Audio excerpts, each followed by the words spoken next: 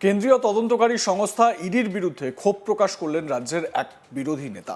তার মতে কে কার বিরুদ্ধে মামলা করবে, ইডি কাকে জেরা করবে তা নিয়ে তাদের কোনো উৎসাহ নেই। ইডির কাজের দীর্ঘসূত্রিতা তাদের বিরক্ত করেছে। তারাও প্রশ্নের উত্তর দিতে দিতে ক্লান্ত, কিন্তু করার নেই। এটা তো আর তৃণমূল সরকারের পুলিশ আর সিআইডি নয়। তবে গোটা দেশের মানুষের কাছে পশ্চিমবঙ্গের একটা হাস্যকর পরিস্থিতি তৈরি হয়েছে। এই দুর্নীতির বিরুদ্ধে, সীমাহীন দুর্নীতির বিরুদ্ধে মানুষ সংঘবদ্ধ হবে, তারাই একে দূরে ছুঁড়ে ফেলে দেবে। যে বিরোধী নেতা এই মন্তব্য করেছেন তার নাম শ্রমিক ভট্টাচার্য, রাজ্য বিজেপি সভাপতি তথা বিজেপির রাজ্যসভার সাংসদ। স্বামী বিবেকানন্দের জন্মদিবস ও জাতীয় যুব দিবস উপলক্ষে সোমবার 12 জানুয়ারি বেহালা 14 নম্বর বাস স্ট্যান্ডে বিবেক যাত্রায় উপস্থিত হন রাজ্য বিজেপি সভাপতি শ্রমিক ভট্টাচার্য। তিনি বলেন, মুখ্যমন্ত্রী ফাইল ছিনতাই করেছেন, এটা মানুষ দেখেছেন। এই কাজ তো কোনো মুখ্যমন্ত্রীর কাজ নয়। আমরা বিভিন্ন সময় ছিনতাইয়ের কাজ কাদের করতে দেখি।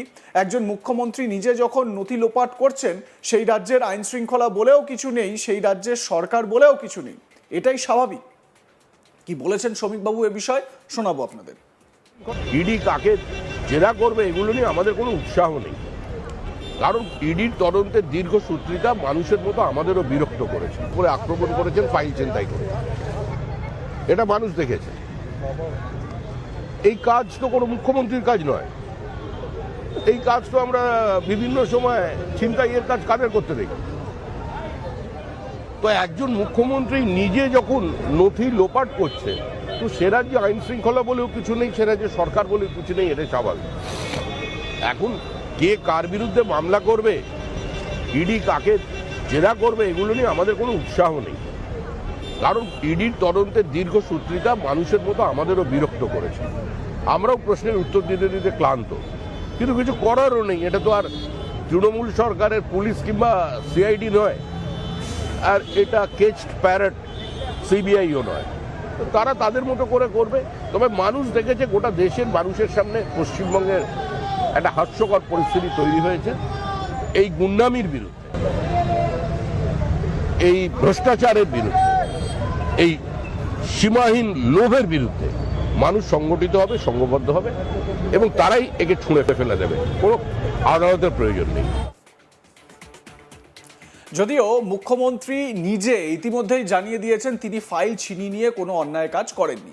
যা করেছেন তিনি মুখ্যমন্ত্রী হিসেবে করেননি, তৃণমূল চেয়ারম্যান হিসেবে করেছেন। মমতা বন্দ্যোপাধ্যায় কি বলেছেন এ প্রসঙ্গে শোনাই একবার আপনাদের।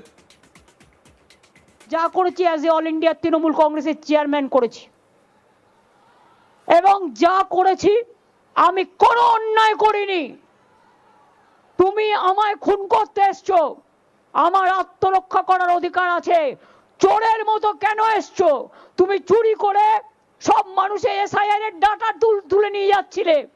তুমি আমার বিএলএ 1 এর ঠিকানা, বিএলএ 2 ঠিকানা, সাধারণ মানুষের দরখাস্ত, তুমি সমস্ত ডেটা আমার অফিস থেকে চুরি করছিলে, যে অফিস আইপ্যাককে আমরা অথরাইজ করেছি।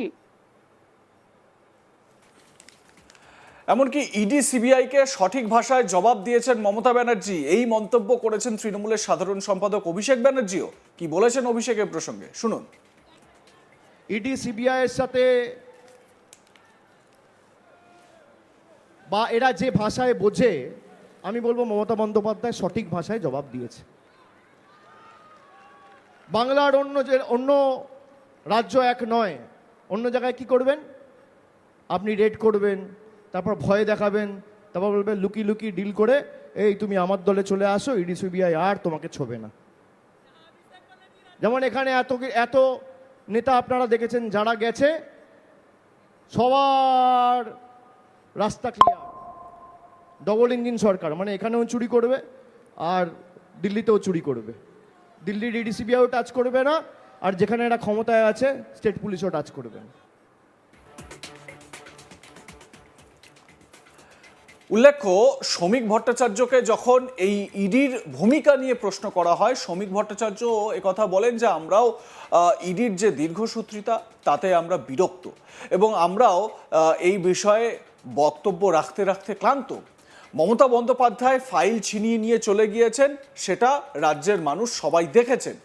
তো শ্রমিকবাবু এ প্রসঙ্গে কি বলেছেন এদিন একবার শুনুন আর একবার। ইডি কাকে জেরা করবে এগুলো নিয়ে আমাদের কোনো উৎসাহ নেই, কারণ ইডির তদন্তের দীর্ঘসূত্রিতা মানুষের মতো আমাদেরও বিরক্ত করেছে, করে আক্রমণ করেছেন, ফাইল ছিনতাই করে, এটা মানুষ দেখেছে। এই কাজ তো কোনো মুখ্যমন্ত্রীর কাজ নয়, এই কাজ তো আমরা বিভিন্ন সময় ছিনতাইয়ের কাজ কাদের করতে দেখি। তো একজন মুখ্যমন্ত্রী নিজে যখন নথি লোপাট করছে, তো সে রাজ্যে আইন শৃঙ্খলা বলেও কিছু নেই, সে রাজ্যে সরকার বলেও কিছু নেই, এটা স্বাভাবিক। এখন কে কার বিরুদ্ধে মামলা করবে, ইডি কাকে জেরা করবে, এগুলো নিয়ে আমাদের কোনো উৎসাহ নেই, কারণ ইডির তদন্তের দীর্ঘসূত্রিতা মানুষের মতো আমাদেরও বিরক্ত করেছে। আমরাও প্রশ্নের উত্তর দিতে দিতে ক্লান্ত, কিন্তু কিছু করারও নেই। এটা তো আর তৃণমূল সরকারের পুলিশ কিংবা সিআইডি নয়, আর এটা কেচড প্যারেট সিবিআইও নয়। তো তারা তাদের মতো করে করবে। তবে মানুষ দেখেছে, গোটা দেশের মানুষের সামনে পশ্চিমবঙ্গের একটা হাস্যকর পরিস্থিতি তৈরি হয়েছে। এই গুন্ডামির বিরুদ্ধে, এই ভ্রষ্টাচারের বিরুদ্ধে, এই সীমাহীন লোভের বিরুদ্ধে মানুষ সংগঠিত হবে, সংঘবদ্ধ হবে, এবং তারাই একে ছুঁড়ে ফেলে দেবে। কোনো আদালতের প্রয়োজন নেই। অন্যদিকে মমতা বন্দ্যোপাধ্যায় তিনি স্পষ্ট ভাষায় বলেছেন যে তিনি যা করেছেন সেটা তৃণমূল কংগ্রেসের চেয়ারম্যান হিসেবে করেছেন, মানে তৃণমূল নেত্রী হিসেবে করেছেন, মুখ্যমন্ত্রী হিসেবে করেননি। তো কলকাতায় রাস্তায় নেমে মিছিল করার পর মমতা বন্দ্যোপাধ্যায় এই বিষয়ে কি স্পষ্ট করতে চেয়েছেন, একবার শোনাই আপনাদের।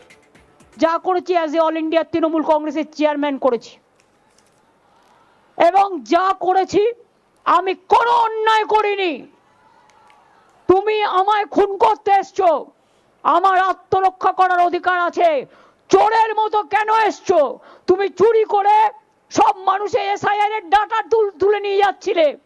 তুমি আমার বিএলএ 1 এর ঠিকানা, বিএলএ 2 ঠিকানা, সাধারণ মানুষের দরখাস্ত, তুমি সমস্ত ডেটা আমার অফিস থেকে চুরি করছিলে, যে অফিস আইপ্যাককে আমরা অথরাইজ করেছি।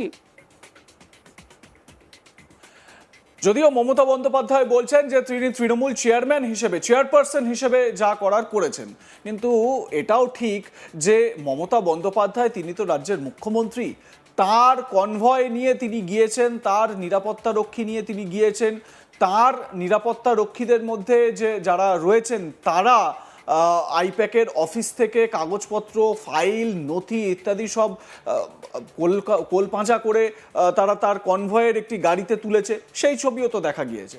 যদি তৃণমূলের চেয়ারম্যান হিসেবেই যাওয়ার হতো, তাহলে সরকারি যে সুযোগ সুবিধা, তাহলে সেই সরকারি সুযোগ সুবিধাগুলো কেন ব্যবহার করা হলো? যাই হোক, এটা নিয়ে তো অনেকে প্রশ্ন করতেই পারেন, এই নিয়ে প্রশ্ন উঠতেই পারে।